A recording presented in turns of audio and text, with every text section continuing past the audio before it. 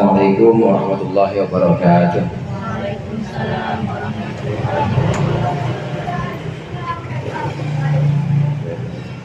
Al-Fatihah.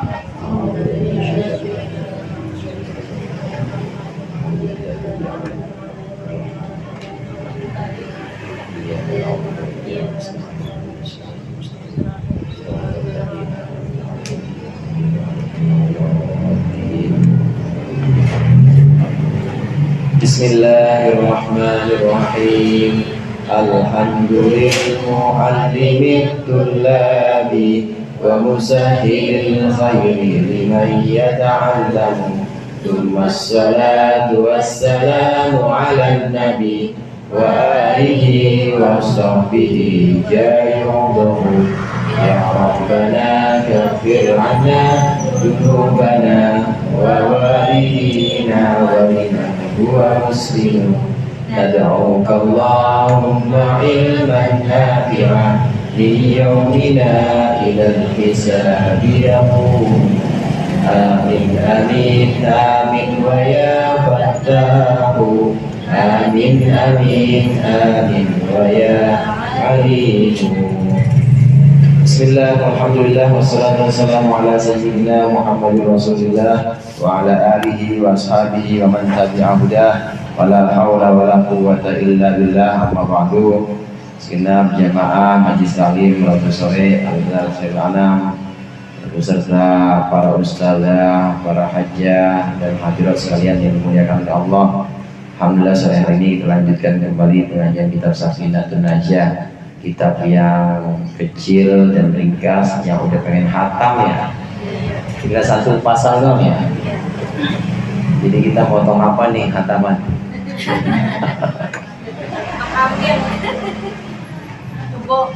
Ya kalau ada yang dipotong ya telur aja telur. Korbannya korban telur. Tinggal satu pasal. Pembahasan yang kemarin terakhir itu adalah pembahasan tentang macam-macam batal puasa. Ada batal puasa yang hanya sekedar bayar aja. Ini yang paling banyak nih.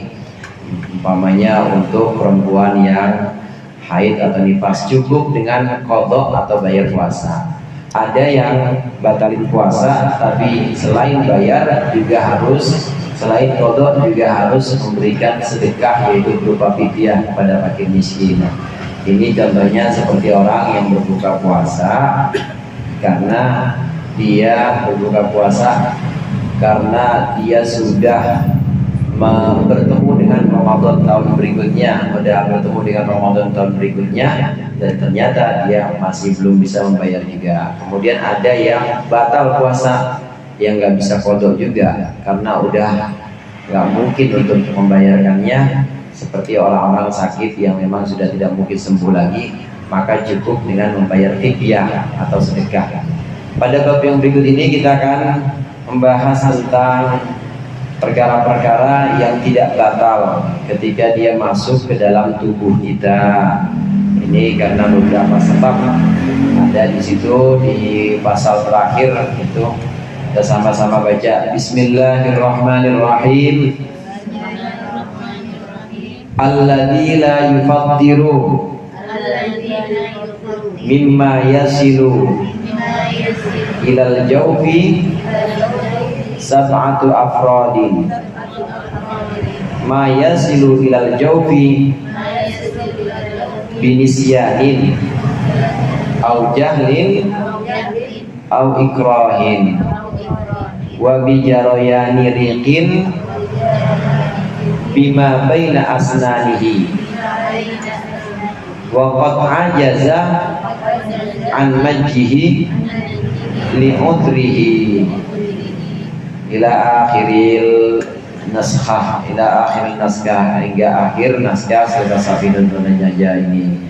Perkara-perkara yang tidak membatalkan itu ada 7 macam. Ada 7 macam perkara yang tidak membatalkan puasa meskipun dia masuk ke dalam mulut kita misalnya, atau ke dalam jauh rongga-rongga dalam tubuh kita. Itu tidak membatalkan dengan beberapa cara berikut ini. Pernah kita bahas bahwasannya rongga yang dimaksud di sini bukan hanya mulut, tapi semua jauh, semua rongga yang itu bisa menjadi jalan sampai kepada perut, maka disebut dengan jauh. Seperti lubang hidung itu juga jauh. Kalau masuk sesuatu lewat situ bisa membatalkan. Telinga juga jauh. Nah, ada beberapa perkara yang tidak membatalkan. Ada 7 perkara disebutkan di sini. Yang pertama, mayasilu ilal jaufi binisyanin, yaitu sesuatu yang sampai kepada rongga binisyanin karena dia lupa. Lupa itu ya lupa, nggak ingat bu. Kalau nggak ingat itu maka tidak ada hukumnya. Orang yang dalam puasa Ramadan dia lupa, kemudian makan misalnya, maka puasanya tidak batal. Sabda Rasulullah SAW, man aftara fi syahri ramadhana nasiyan fala qada'a alaihi wala kafarat. La kafaratalah. Siapa orang yang batal puasa karena dia lupa, maka tidak perlu qada, tidak perlu juga dia bayar kafarah. Tapi syaratnya habis lupa, ketika ingat berhenti, jangan diterusin. Kalau diterusin sampai 3 bakul, padahal udah setengah piring dia udah ingat, lupa kan awalnya lupa. Kalau seperti itu tetap bayar puasa qada. Kalau dia benar-benar lupa, ketika lupa dia berhenti dari makannya misalnya, maka itu tidak batal puasanya. Dilanjutin aja karena itu termasuk rezeki dari Allah. Sabda Rasulullah SAW, wa man nasiya wa huwa shaimun fa akala aw syariba falyutimma shaumahu fa innama at'amahu Allahu wa saqahu. Orang yang puasa dia lupa, kemudian minum siang hari atau dia makan, maka hendaklah dia menyempurnakan puasanya. Jadi ketika ingat, ya udah berhenti dan lanjutin aja puasanya, kata Rasulullah. Fa innama at'amahullahu wa saqahu, karena itu yang ngasih makan dan yang ngasih minum Allah. Itu yang tadi saya bilang, rezeki dari Allah. Tidak apa-apa. Ini bentuk batal yang pertama, yaitu batal karena lupa. Begitu juga yang sifatnya bukan barang yang masuk ke mulut. Misalnya apa? Misalnya barang masuknya itu ke hidung misalnya, dan lupa, benar-benar lupa kalau lagi puasa. Dia pakai obat tetes atau dia pakai obat tetes kuping misalnya, itu batal kalau sengaja. Kalau dia lakukan dengan dalam keadaan dia ingat kalau lagi puasa, maka batal. Tapi kalau lupa, maka tidak apa-apa, tidak batal. Lanjutkan saja puasanya dan tidak perlu qada, tidak perlu bayar puasa. Ini sebab lupa yang pertama. Yang kedua, au jahlin, atau sebab tidak tahu. Yang namanya tidak tahu termasuk juga, begitu juga lupa tadi, itu termasuk yang dianggap atau yang diangkat catatannya. Rufi al-qalam an talatin, kata Rasulullah. Catatan itu diangkat dari 3 orang. Yang pertama dari orang yang lupa hingga dia ingat, kemudian dari orang yang juga dia tidak tahu. Kalau dia tidak tahu, maka dia tidak batal puasanya. Orang yang baru masuk Islam misalnya mualaf, memang dia baru 3 hari masuk Islam sebelum Ramadan, 3 hari sebelum Ramadan dia baru masuk Islam. Ikutlah puasa, dia puasa Ramadan. Nah, kemudian di siang hari dia minum teh. Dia pikir, karena dia nggak tahu ini kan teh yang sahur, Ustaz, katanya teh yang sahur tadi malam. Emang batal ya? Dia batal, Pak. Mau teh sahur mau teh bulan puasa kemarin tahun lalu tetap batal. Oh gitu ya? Kalau dia memang nggak tahu karena memang baru masuk Islam misalnya, maka lanjutin aja puasanya. Ya udah, lanjutin puasanya aja, nggak usah bayar. Itu karena sebab ketidaktahuannya. Orang mualaf contohnya, atau orang yang memang sebenarnya dia sudah Islam sejak lama, tapi hidupnya jauh dari ulama, dia hidup di satu wilayah yang nggak ada ustaz, satu wilayah yang nggak ada ulama yang bisa dijadikan tempat dia bertanya, puasa. Kemudian dia nggak tahu kalau hal-hal yang membatalkan sebenarnya itu bisa bikin puasa batal. Contoh yang paling sering itu Bu, untuk orang-orang Islam adalah hal-hal yang sifatnya kecil, pembahasan-pembahasan yang sebagian orang umum itu biasanya nggak tahu, seperti ngorekin kuping. Ngorekin kuping mungkin sebagian orang atau banyak orang umum itu bilang nggak batal, padahal itu batal. Nah kalau ada yang baru tahu sekarang, kemarin sempat ngelikin kuping waktu puasa, maka nggak usah bodoh, nggak apa-apa. Karena itu termasuk perkara-perkara atau hal-hal yang sifatnya itu diketahui hanya untuk orang-orang khusus. Ada yang diketahui untuk orang-orang umum seperti minum jelas, makan jelas batalkan. Tapi kalau korek kuping mungkin hanya orang-orang khusus saja yang tahu. Itu batal. Nah ibu-ibu atau saudara-saudara kita yang dulu pernah begitu, sekarang udah tahu, maka yang dulu gak perlu dikodok. Tapi besok bulan Ramadan kalau begitu lagi, maka batal, harus dikodok. Ini karena ketidaktahuannya, maka tidak perlu dia mengkodok, tidak perlu dia membayar puasanya. Kemudian yang ketiga, yaitu sesuatu yang sampai ke dalam rongga, makan, dia minum sampai ke dalam perut, atau dia ke rongga-rongga yang lain, misalnya lewat lubang hidung atau lewat telinga. Ini ikrohin karena terpaksa. Terpaksa di sini juga termasuk yang diangkat hukumnya. Dia terpaksa disuruh makan. Lu kalau nggak batalin puasa, gua bunuh lu. Misalnya begitu. Itu dipaksa. Maka dia boleh membatalkan puasa saat itu. Nah begitu pulang ke rumah masih belum waktu maghrib, lanjutin aja puasa. Nggak batal yang kayak gitu. Karena dalam keadaan dipaksa. Bahkan bukan hanya puasa, imannya seseorang kalau dia dipaksa itu dia boleh menyembunyikan imannya. Itu ada sebagian sahabat Nabi, memang sebagian sahabat ada yang terang-terangan dia tidak mau menyembunyikan imannya, begitu disuruh kembali kepada ajaran menyembah berhala, dia pilih tidak mau. Itu seperti Sumayyah, akhirnya disiksa dan meninggal. Tapi ada seorang sahabat juga yang dia pura-pura ya udah saya ikut agama lagi, ngadu sama Rasulullah, ngadu pada Rasulullah, ya Rasulullah saya sudah pura-pura kembali kepada agama mereka, bagaimana? Nggak apa-apa. Itu namanya dipaksa yang seperti itu. Yang penting hati kamu itu tetap iman, tetap Islam. Keadaan terpaksa ini kadang-kadang juga bisa meringankan hukum ikroh, atau karena keadaan terpaksa seorang itu buka puasa, maka termasuk sesuatu yang tidak membatalkan puasa. Asal selesai dari bebas dari paksaan itu, maka dia harus puasa lagi. Kemudian wabi jaroyani riqin bima baina asnanihi, ini yang keempat. Dan sebab mengalirnya atau sebab apa kalau di situ? Mengalirnya air liur dengan sesuatu yang ada di antara gigi-giginya orang yang berpuasa. Waqad ajaza an majhil udrihi, dan orang yang puasa itu sulit untuk meludahkannya karena udur, ya karena kesulitan. Ini juga nggak batalkan.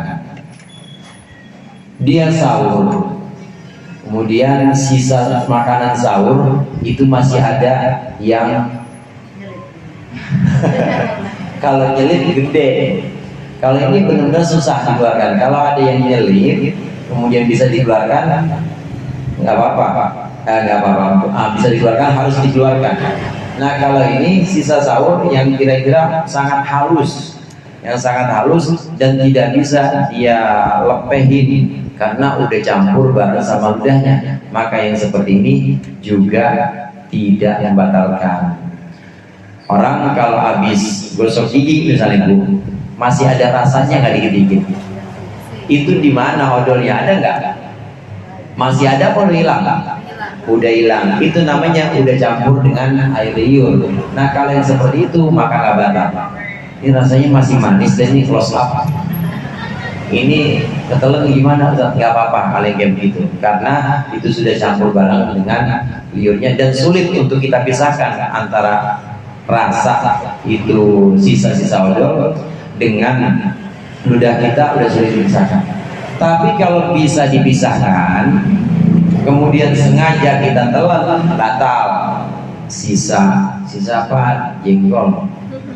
Sahurnya jengkol. Ya masih sisa di gigi nih, ya cuma sedikit dapatnya, cuma sedikit banget, cuma seupil. Dan kita bisa keluarin, sehingga bisa kita ambil, kita keluarin. Tapi sengaja ditelan, sayang buang-buang mubazir, itu batal.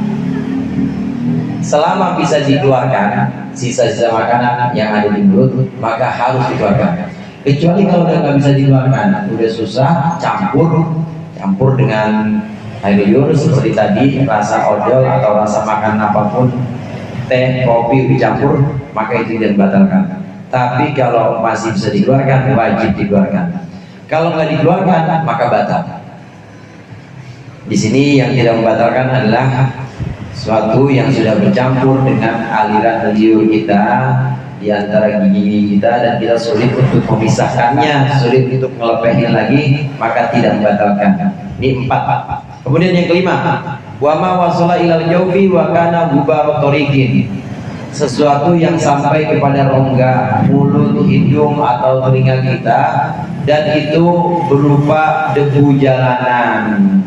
Ini juga tidak membatalkan puasa lagi musimnya, musim panas, kemarau. Keluar kita, begitu keluar kebetulan lagi ada angin kencang, itu debunya masuk semua ke mulut kita. Ya kita lagi mangap, lagi manggil gitu, gitu, lagi masuk semua debunya ke mulut kita, masuk sampai mulut, nggak batal ya gitu. Karena memang sifatnya sulit dihindari.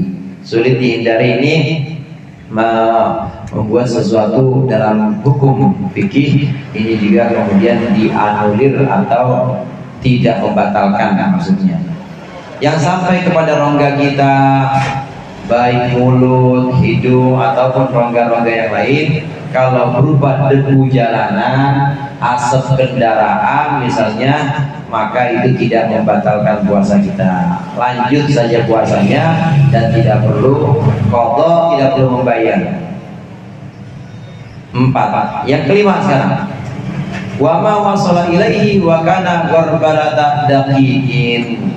Dan yang sampai kepada rongga berupa ghorbalata daqiqin, yaitu berupa tepung powder atau bubuk. Itu apa tuh? Bubuk yang diayak, yang bentuknya gorbalah, itu bentuknya semacam bubuk yang sangat halus. Ini kalau kemudian masuk ke dalam mulut kita, maka ini juga tidak membatalkan. Ini juga tidak membatalkan. Sangat halus dan sulit menghindarinya. Catatannya sulit menghindarinya. Yang tidak membatalkan di sini dengan catatan, 1, sulit dihindari. Yang kedua, kita memang tidak sengaja, tidak bertujuan ingin memasukkan tepung itu. Tapi kalau kita memang niat sengaja ingin masukin, batal. Tapi kalau tidak sengaja, sulit dihindari. Emang kerjanya di tukang roti, tiap hari ada adonan tepung misalnya, itu pasti ada yang masuk. Padahal itu bulan puasa, maka nggak batal. Kalau memang kesulitan, orang yang kerjanya memang di tempat-tempat seperti itu, seperti pabrik roti atau di tempat-tempat lain yang hubungannya dengan bubuk atau tepung-tepung, maka ini juga tidak membatalkan karena tidak ada kesengajaan di situ. Tidak sengaja masukkannya ke dalam rongga. Au dubaban ta'iran au nahwahu. Yang ketujuh, Dubaban toiron au nahwahu, yaitu lalat yang terbang atau semisalnya, nyamuk, lalat terbang, tahu-tahu masuk hidung kita. Kita senterin, mana itu? Senter bu, mana nyamuknya, nggak ketemu juga, masuk ternyata udah dalam perut kita, itu juga nggak batal, tidak membatalkan. Ini 7 perkara yang tidak membatalkan puasa. Kalau kita perhatikan di situ, maka itu adalah perkara-perkara yang sulit dihindari. Nggak sengaja ada nyamuk masuk ke hidung kita, nggak sengaja ada lalat masuk ke mulut kita, maka itu tidak membatalkan. Atau tadi karena lupa, karena tidak tahu, atau karena lain sebagainya. Wallahu a'lam bishawab. Betul ya Bu? Habis di situ sama, di sini juga. Kalau di sini ada tambahan nas'alullahal karim bijahi nabiyil wasim dan seterusnya sebagai penutup. Ibu-ibu jamaah rahimakumullah, ini adalah perkara-perkara 7 ini tidak membatalkan puasa. Ada sunnah-sunnah puasa, diantaranya kesunatan puasa buru-buru berbuka. Buru-buru berbuka kalau sudah jelas maghrib. Jangan buru-buru berbuka jam 4:30 terus buka, jangan, batal. Tapi tidak boleh kita menunda.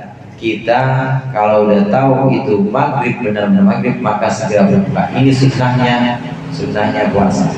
Kemudian mengakhirkan sahur. Mengakhirkan sahur itu juga termasuk sunnah puasa. Kalau subuhnya jam 4:15 misalnya, maka sunnah kita sahur 3:30 ya. Emang nggak boleh 1:30? Boleh 1:30, cuma kelamaan. Rasulullah sahurnya itu mendekati. Rasulullah sahurnya itu tidak terlalu jauh dari subuh. Walaupun ada yang namanya imsak. Imsak itu Bu adalah kesimpulan ulama, pemikiran ulama dari satu hadis bahwasannya sahabat Rasulullah SAW menceritakan, aku sahur bersama Rasulullah, dan antara selesai sahur sampai sholat itu kira-kira 50 ayat bacaan Al-Quran.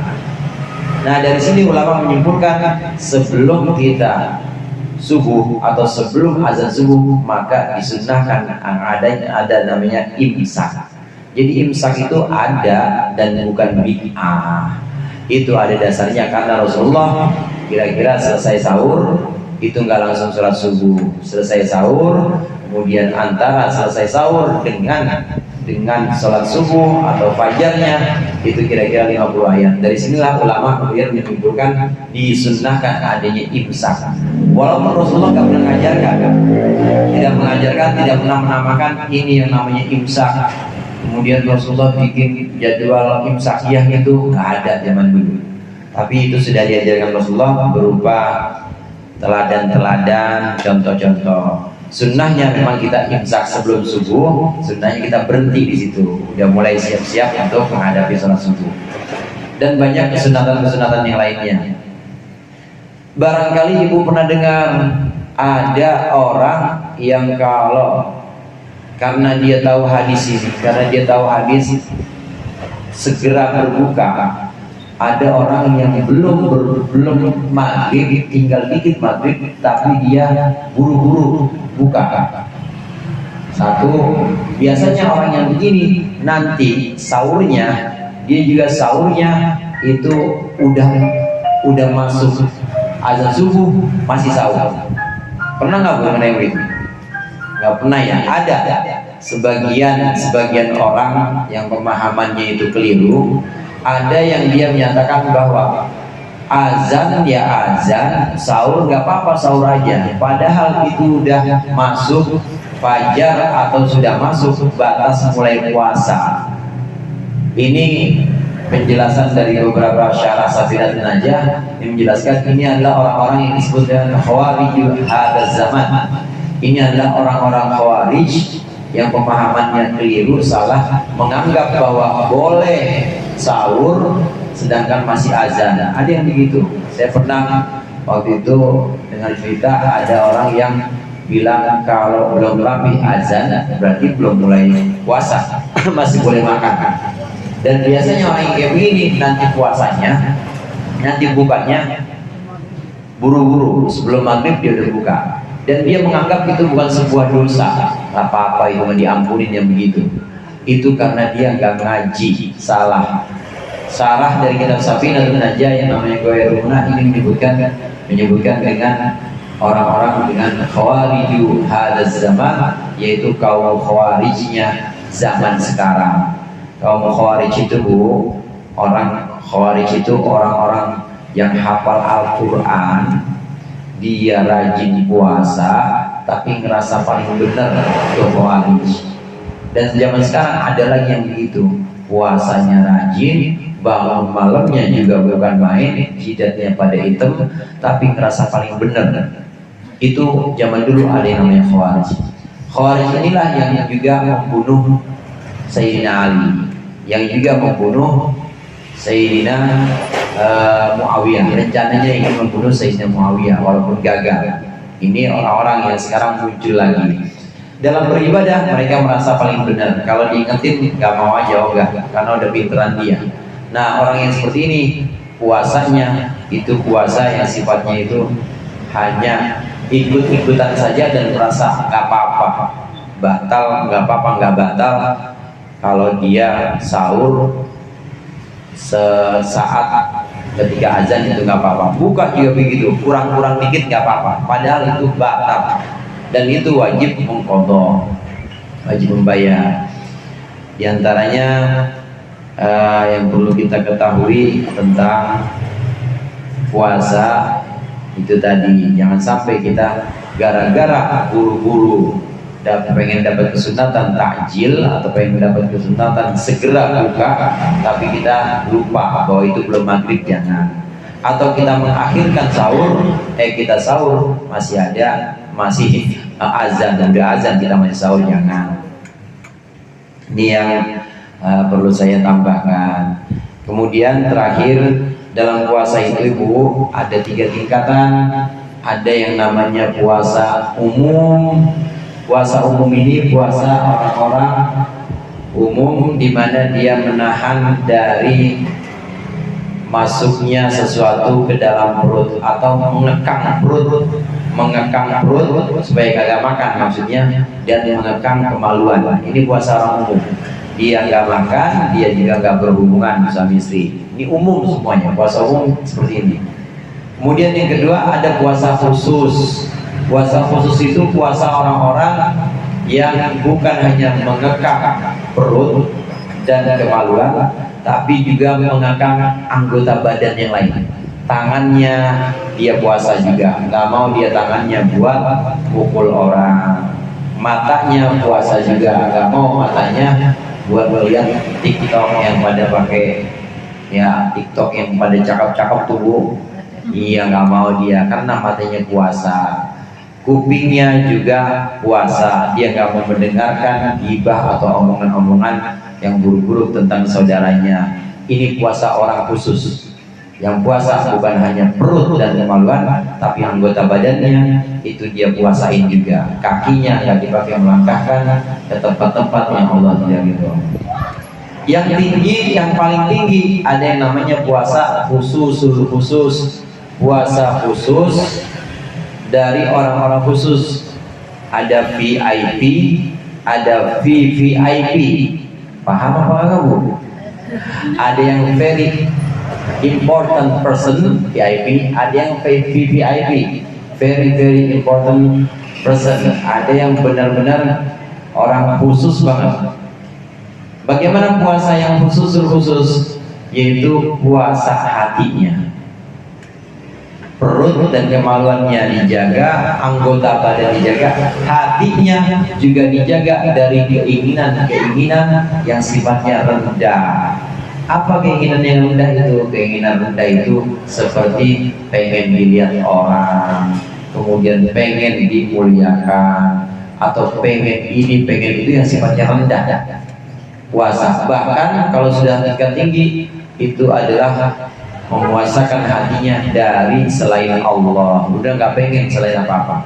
termasuk nggak pengen ganjaran, nggak pengen juga pahala, nggak pengen ganjaran, nggak pengen pahala, dan nggak pengen surga.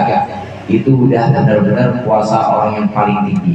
Apa yang dia inginkan dari puasa, hatinya ditahan kecuali Allah saja. Ini yang paling tinggi. Mudah-mudahan Anda bisa sampai pada puasa yang paling tinggi ini dengan bimbingan dan taufik dari Allah. Wallahu a'lam bishawab. Insyaallah kita lanjutkan dengan pertemuan yang akan datang dengan kitab yang insyaallah nanti dibicarakan kembali.